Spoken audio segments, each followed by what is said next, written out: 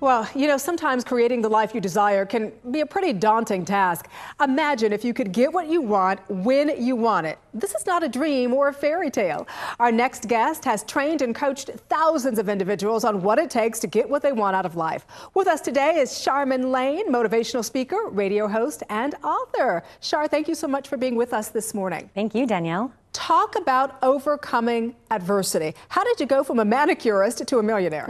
Great question. Honestly, I chose it. One day I decided I wanted more. I was making $20,000 a year as a manicurist, and I got out a pen and paper and wrote down the life I wanted. And I put together a plan on how I was going to make it happen. And a few years later, I was making over $1 million a year, and now I'm blessed to share those secrets with everyone else. It really is overcoming adversity and really concentrating on our own personal growth. And I know what you do is you do share that with thousands of other people. How do you go about assessing personal growth in an individual? Whether I'm doing a keynote speech or working one-on-one with a client, the first thing I do is have people identify the areas of their life they're not happy with.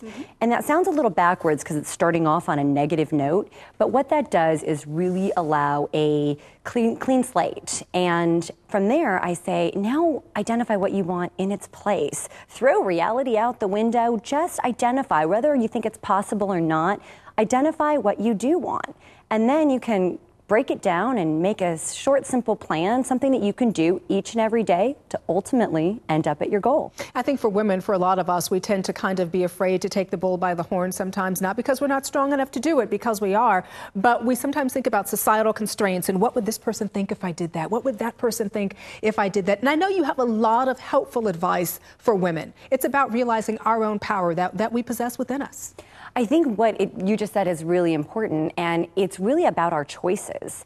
You can choose to be a victim to your circumstances and your upbringing, or you can choose to allow those experiences to empower you and use them to be smarter and stronger. So I think if you really choose to be smart and be strong and stay true to yourself, you can accomplish anything you want. Now, you really are what I like to call a one-man band. Books, seminars, products. Tell us about that. Well, I actually have written a book called The 7 Secrets to Create Your Fate, and it's available in paperback form or an ebook. It's available as an audio or a video. Is there one person, one particular event that maybe stands out in your mind and makes you realize, boy, this has really been all worthwhile? There's one that resonates with me. It was a man that when I met him, he was horribly depressed. He had no job. He had attempted suicide.